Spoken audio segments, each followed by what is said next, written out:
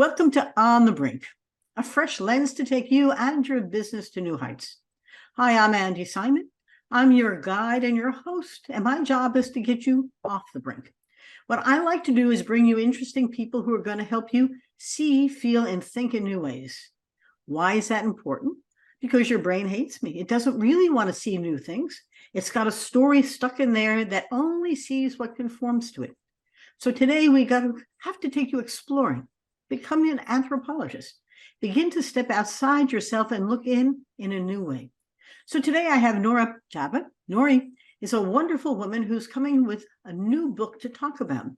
The name of the book is Keeping Your Seat at the Table. She'll show you a copy of it in a moment. But Nori came to me through Catherine Hall, who's a wonderful publicist, and I just enjoy the guests she brings to my podcast because they're all interesting people, men and women, who are doing things in exactly like we like to, in different ways. Nori, thank you for joining me today. Thank you, Andi. It's a pleasure to be here. Nori, I have a desire to hear about your story. You told me about it, and I've stopped reading bios because I think they're helpful, but not necessarily capture the essence of who you are. But today is your story. So tell the listener or the viewer, who is Nori? What's your journey be like? And how does it set up the tale that has gotten us to keeping your seat at the table? Please, Nori, tell us your story. So thank you, Andi. It's wonderful to be here today. So my story really began when I took 6 years off to have children. And I'd had a very successful career before that at a utility company. I was a senior real estate portfolio manager. And I took 6 years off and had 3 kids.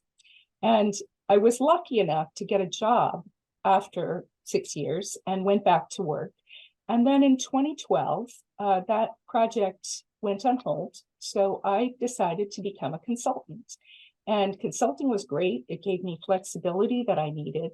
And then after several years of consulting successfully in real estate development, I wanted to go back to work. I wanted to be on a team. I wanted the benefits and the structure that comes with being employed. And I'd had almost 30 years of experience. I'd won awards. I had a wonderfully professional resume, and no one would hire me. No one. And so I decided after so many rejections or non-responses that I was going to stop job hunting and start my own company. I'm from Silicon Valley, and we start companies. That's what we do. So I thought, no one will hire me. I'll do my own thing and write a book about it. And so that was the birth of the book. And I have a liberal arts background. I love that you're an anthropologist. I took a couple of anthropology courses in college. I went to Grinnell College in Iowa, and I majored in English. So writing comes naturally to me. And so writing the book, I started it. I joined an incubator program here in Silicon Valley to help me boost the company and hopefully get some seed funding for it.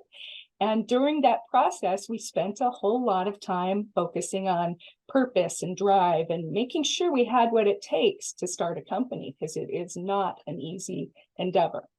And through that process, I realized I don't really want to start a company, nor do I need to start a company. I want to be a writer. So that's when I stopped with the company, tabled the concept, if you will, and wrote the book. And it was through the journey of writing the book that I actually did get the job that I was looking for. But I like to say that I got my seat back at the table as well, because what I learned through the process is that the table and your seat at the table is much, much more than just a job and success. Now, when you got the job back, was it in the same career or a different career? It was a slight pivot. So it was within the umbrella of community development, but it was in affordable housing, strictly in affordable housing. My background is in real estate development for commercial, residential, but not property management, not affordable housing specifically. I had worked on multiple affordable housing projects, but this was just affordable housing. So yeah, it was a pivot. And they had to during the pandemic. Right. Well, the reason I asked is that in some ways we need a context for your own exploration and your own journey. And I love the fact that it was in urban and community development, and you spent time abroad doing this. It is, you're a very successful woman who also found a wall. And jumping over the wall, we can talk about glass ceilings, but sometimes they're brick walls. And we don't quite know, what do you do to do what? Because you're thinking it's you, but in many ways it's them who are trying to build their talent and begin to do something intentional. But why am I not a great fit for that talent? So as you finally moved along, we'll talk about the book in a moment. You got that job. Share with us a little bit about the journey to get it, because I have a hunch you stopped selling it the way you used to, and you found other ways of getting inside. What was the trick? Yeah, so I wasn't looking anymore. I had resigned myself to just continuing consulting to give myself time to write the book and research the book. So the book was really the driver. And by not needing the job, desperate is not the right word. I wasn't as hungry. I had that self-confidence that I was content and happy with what I was doing. And I didn't need the job in order to be fulfilled. And I think that confidence comes through. I was standing taller. I was feeling good about myself. I knew that I was adding value as a consultant. And it was one of my clients that hired me full time. But how I presented myself with that confidence, I think, is so important. So in my journey, I reached out to one of the HR managers of a company that rejected me. I came in second. So many times, I can't even tell you. And I asked her, would you have coffee with me? I'm writing a book and I'd love to talk to you about this. And I couldn't believe she said yes, but she said yes. And I drove 60 miles to have coffee with this woman. And, things happen for a reason, right? Because if I had to drive 60 miles every day to go to a job, it would have done me in anyway. So in retrospect, I'm really glad I didn't get that job. But I had a wonderful discussion with this woman who had never been asked, why is it so hard for middle-aged women to get hired? And she fortunately was a middle-aged woman, because otherwise I wouldn't have wanted to listen to her had she been in her 20s. But, one of the things she told me was so important, and it is that women, older women and older men too, sometimes stop listening. And when you talk about being a good fit in a company, a good fit means you're going to listen. And was that coming across in my job interviews, that I had lots of value to add, but that I wasn't going to receive? I wasn't going to listen? Maybe it did. And it wasn't lost on me, the irony of the moment, because when she told me that, I didn't want to listen to her. So I sat back in my chair and thought, oh, I'm doing exactly what she says women my age do. So I sat up straight, leaned in, and decided, I'm going to hear what she has to say. I'm really going to listen. And from then on, I became a better listener. And the other thing she told me that was so valuable was that older workers, and I mean men and women, are dismissive of younger workers. And the workplace is filled with young people, and they have so much value to add. But if you go in there, I have 30 years of experience, you got to listen to me. That's a stupid idea, or whatever we say, we can be dismissive of these young people and the value that they add. So, and I have 3 daughters. I have from the time they were in preschool, I tried to listen and learn from them every day, something new, and taught them to teach and listen to others. And I really feel like that primed me well for what this woman told me, to listen to young people. My kids teach me new things every day. But what's ironic now, and such a wonderful part of this story, is that I now have a new job. It's a better fit for me than the one that I got while writing the book. And my boss is decades younger than me. She could, in fact, be my daughter. And I'm not sure I would have been able to accept that had I not done the journey and listened to this woman and others. in the process of writing the book. So I embrace young people. I value them. My boss is so smart, and I learn from her every day. And it's a give and take. She learns from me, I learn from her. But those two things that woman taught me really changed me. And I think it's why I got, big part of why I got my seat back at the table is being able to listen at work and embrace other young and old. Yeah. The listening part is very interesting because, as you know, we have a story in our mind. That story guides what we hear.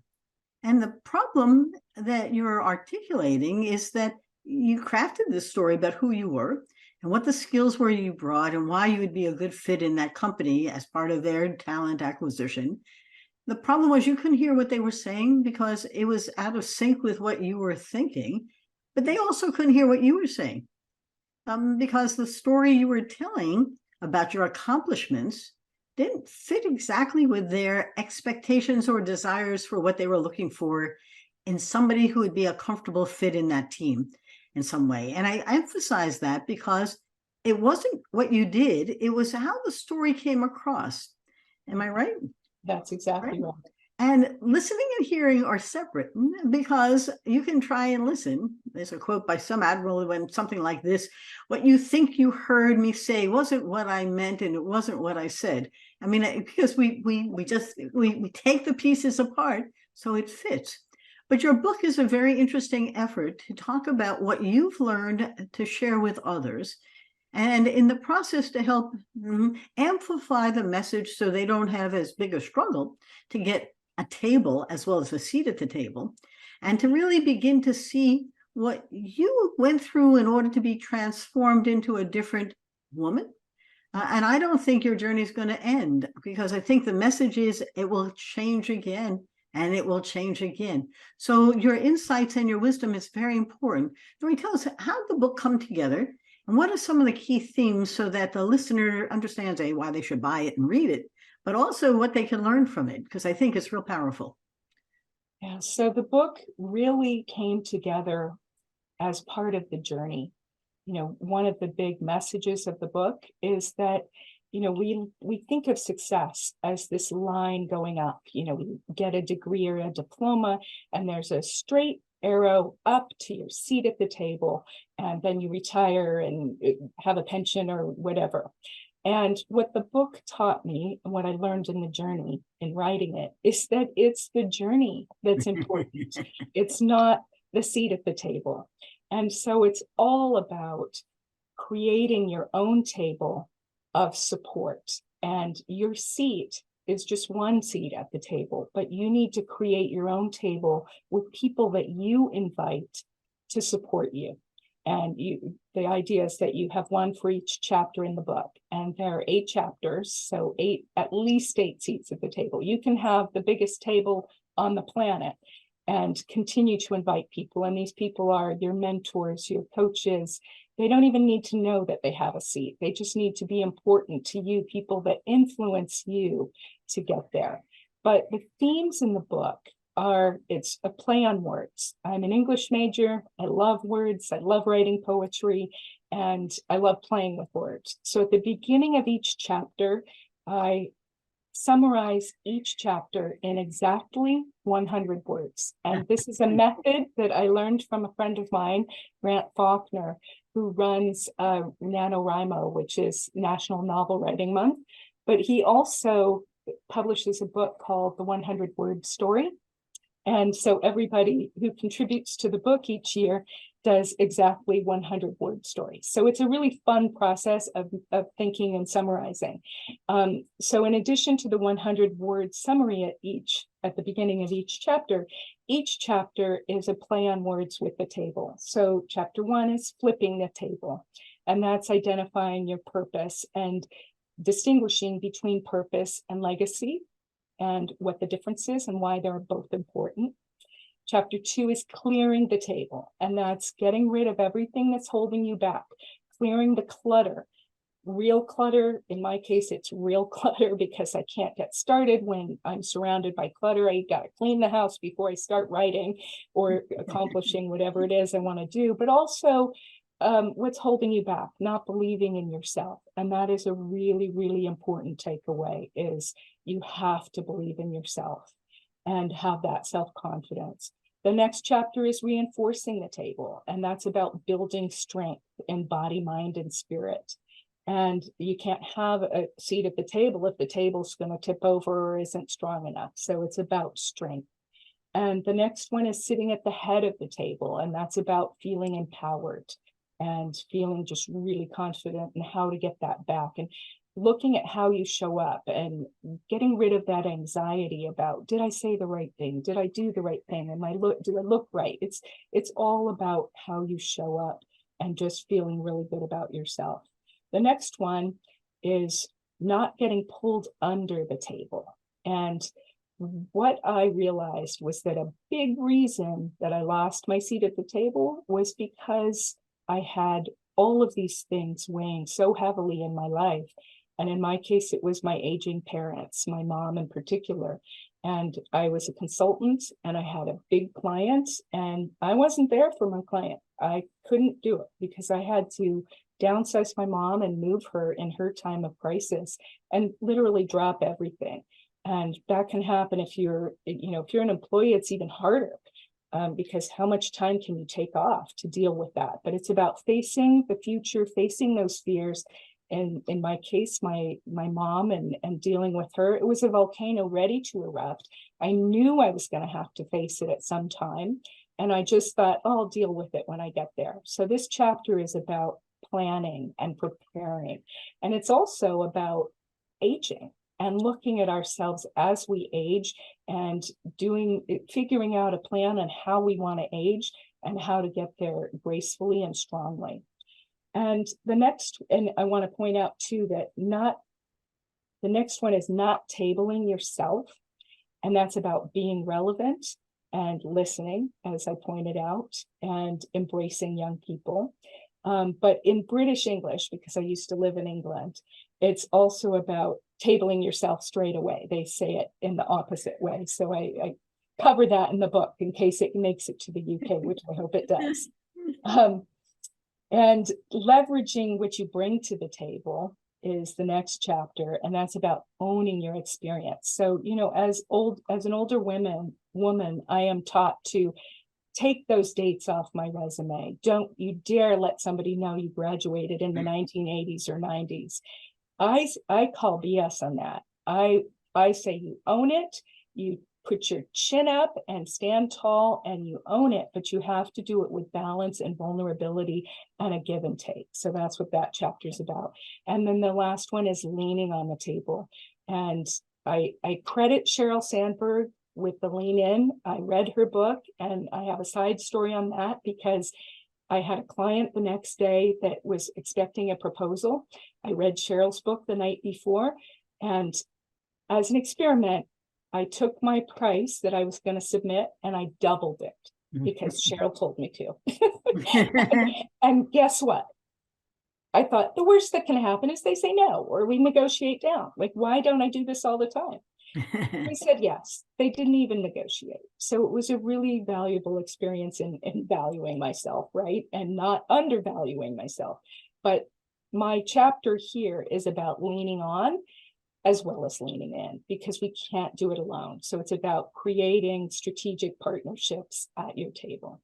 And so that's the book. And the final word is, once you've done all that, you get up on the table and dance. The metaphor is very important, though.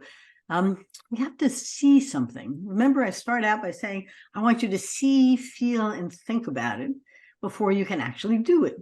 And when you listen to Nori, put your book up there so we can see the cover. Perfect. Keeping your seat at the table. It's actually building a table that you're sitting on with a bunch of folks who are going to be your teammates at this table. It's I think that all of us trying to move into business or nonprofits or communities are all navigating the challenges of rocky roads, trying to find our path. And I emphasize that because some people who are leaving to have the children are going to have a rocky time as well. And those who are coming back aren't quite sure how to re-enter. And the companies aren't necessarily helpful on either stage, either in giving you time for having kids and raising them, or for thinking about how to prepare for the reentry so you're ready for that reentry. And there's no reason why they can't align with you instead of abandon you. There's a real interesting piece to this, or to help train you. I mean, you went through this self-discovery, sounds like through trial and error, as opposed to having a mentor to begin, and even a mentor wouldn't be necessarily cool.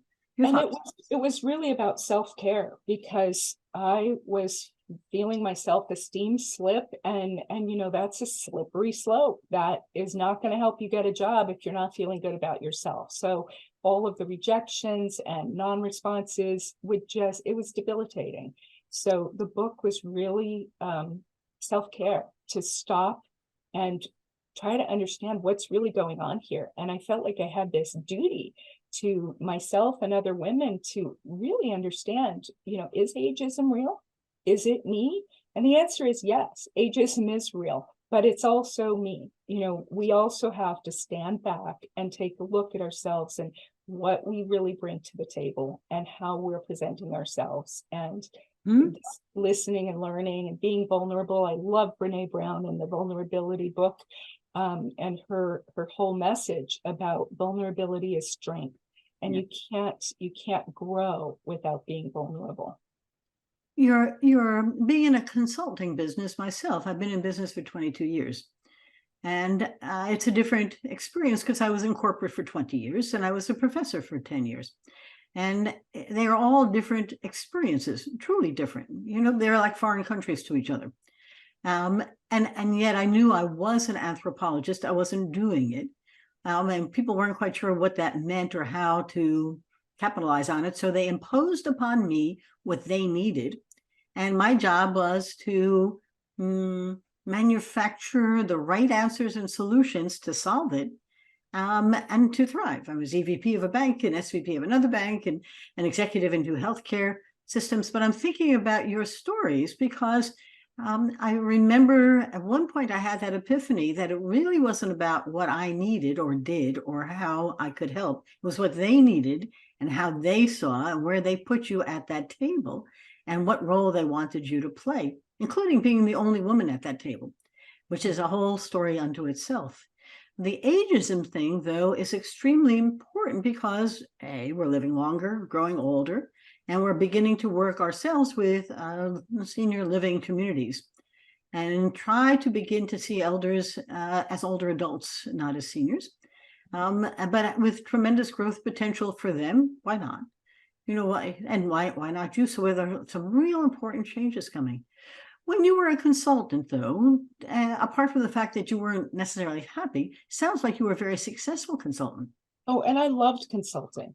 I really did. I just wanted to have the benefits and being on a team, truly, because when I was a consultant, I would have clients and I was on the team, but I really wasn't. I was kind of the outsider, and I missed that. I missed it. So I really wanted to have that camaraderie and go back to just having that everyday interaction with people. You know how it works. When you're at work, you go to somebody's office or cubicle and you have a side chat about something, and they teach you something about Excel that you had no idea. As a consultant, you don't get those opportunities for those little bits of information and learning and connection. And so it was really about connection. And I had, over 40 clients in my time as a consultant, and I still have the business. It's just dormant at the moment, but I really did like it. I just wanted to go back I wanted more. I wanted more. Well, plus, I was tired of billing at the end of the month and spending my weekends doing the administration for the business. Well, and I love what you said. On the other hand, when I left corporate, I was thrilled to launch my business. And I remember my PR firm that I hired. I said, I need a PR firm. Who am I? And they said, well, you're a corporate anthropologist that helps companies change. And I said, that's exactly correct. And I haven't deviated from that at all in 22 years. But it was interesting that in some ways I had had enough of all of the the complexity of the teamwork. You know, when you're executive, I had thousands of people, and HR was my least favorite area because it was so complicated all the time. But this is so interesting, Nori. As you look forward, as you're looking at your book and looking forward, you have some interesting ideas about how to engage people in their process of literally transformation. You want to share it with them? Because I think it's a great way to take a book and make it come alive. What are you thinking? Yeah, so it's really for all ages, even though the book is geared towards middle-aged women, because that's what I am. It's really for men too. And I want to point out that men play such an important part of my journey. The book is dedicated to my dad. When you read the book and you see the partners at my table and who's there, a lot of them are men. So it's by no means just a book by women, for women, about women. It's for men as well and about men as well. But it's really about those 8 steps. You know, it's really about finding your purpose and figuring out what it is. And it doesn't need to be the overall purpose of your reason you're on the planet. It can just be your purpose right now. And as you know, you change in life and your purpose is going to change. And that's okay too. So if you can't figure out your overarching purpose, I say pick a purpose that works for you right now. So it's those 8 steps of stepping back, building your confidence, being strong, figuring out how to stay strong for the rest of your life, embracing young and old, and being relevant. You know, don't be that person, that woman, that man that said, how many times have I been in a meeting where some older person has said, oh, I'm too old for that. I'm too old to learn that. I need a young person to do it. You know, it's great that we embrace the young people to do it, but in my book, I really stress how important it is to learn those new skills and technologies, or you're going to be left behind. Yep. And this is important for life skills, not just keeping your seat at the table at work or just to be relevant in your job. It's about, you know, the world is changing so fast with AI and technology that if you don't keep up, you will be left behind. You know, my mom is in her late 80s now, and she has a smartphone, and so many seniors just can't figure out how to use them. But I'm proud of my mom because she not only has a smartphone, she uses WhatsApp, because WhatsApp is the best way to keep in touch with my twin sister who lives in Europe. And, you know, texting doesn't work because you have to pay overseas costs and all of that. So we had to teach my mom how to use this app, and she does it every day. So just keeping those skills up and not being afraid of learning the new technologies is so, so important.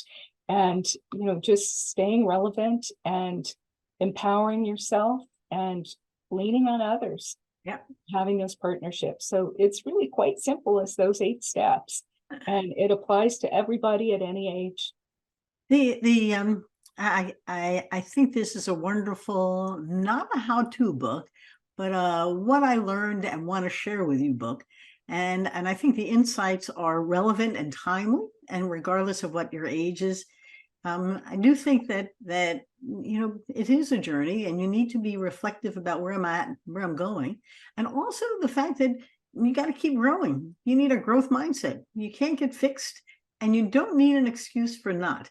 I mean, there's no reason not to. So it's very, very powerful. Yes. What that I'd wanted to talk about a little bit is, what can other people do? You had mentioned they can write their stories. They can begin to explore. I love it when people send me their stories for my book or my blogs. They want to share them. What are you thinking about? So I am writing a second book, and actually I'm not writing it. Everybody else is writing it. I'm compiling a second book, which is other people's stories about their journeys and their seats at the table.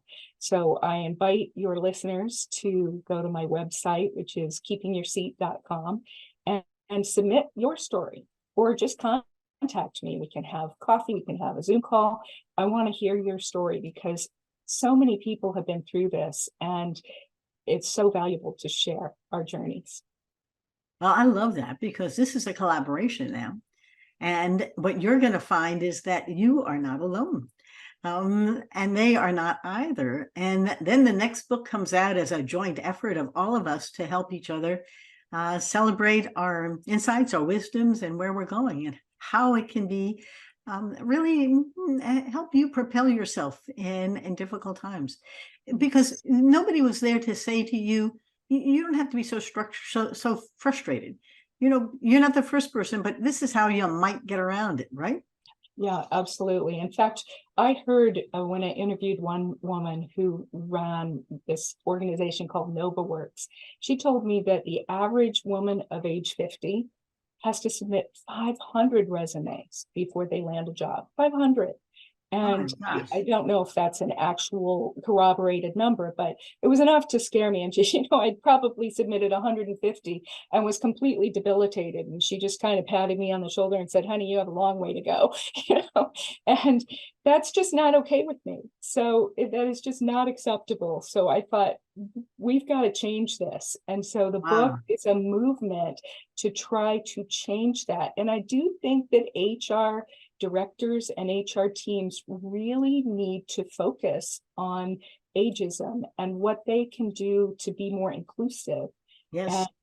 And set some policies that, because ageism is alive and well. And yes, we can do something on our part, but we also need corporations to embrace aging as well. Well, and make it a positive, not a negative. It's like, having children is a negative. Why is it a negative? Don't we want to build a healthy, happy next generation?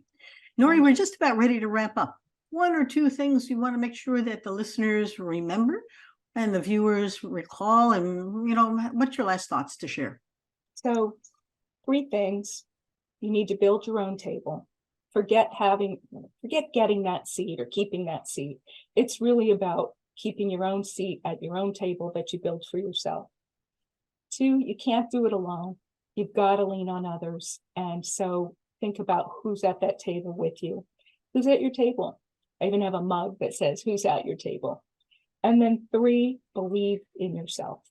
Yes. It's really about believing in yourself and loving your voice, loving what you bring to the table, and knowing that you add value. And share your story with me. Go to keepingyourseat.com, please. I want to hear from you. And my book is available on Amazon and Barnes & Noble as well. Nori, it's been a pleasure talking to you. I will share with our listeners and our viewers our new book. And this is a very exciting time for new books. Our book is called Women Mean Business, over 500 insights from extraordinary leaders, women, to spark your success. I wrote it with Edie Fraser and Robin Spiesman, 2 extraordinary women. And I love sharing it because, like Nori, what I want to do is take these wisdoms and make them accessible to you, to amplify the voices of these women, as well as to show you the path for you. So, Nori, as soon as it comes out in September, I'll make sure you have a copy. I can't wait to read it. The stories in here, I mean, this is a beautiful book. And I love Maria Coluccio's with her. She has 7 children and runs a $1 billion company and does fabulous things. Some of the quotes are wonderful. Chrissy Hefner's in there and Lily Ledbetter. It's got the Lily Ledbetter song. But I love Susan Healy. Being at the top doesn't mean having all the answers. It's learning how to get those answers. And in some ways, your story are a bunch of wonderful stories just like that. So my book comes out September 26th. Pre-orders are available now, but it is a time for us to share our exploration, book writing. I love your idea of 100-word, capturing the essence of it. It's really terrific. Story. I know. For all of you who came today to join us, thank you. Share our stories with your friends and begin to tell us about what more you'd like. I get great emails from across the globe who love the podcast. Remember, we're in the top 5% of podcasts globally, and that is no small feat because everybody who's on it shares it and likes to listen. And I love to hear from you. So with that in mind, I'm going to wish you a wonderful day. Nori, thank you so much for joining me. Thank you, Andi. Good. Bye-bye now. Bye, everybody. Bye. Great one. Bye.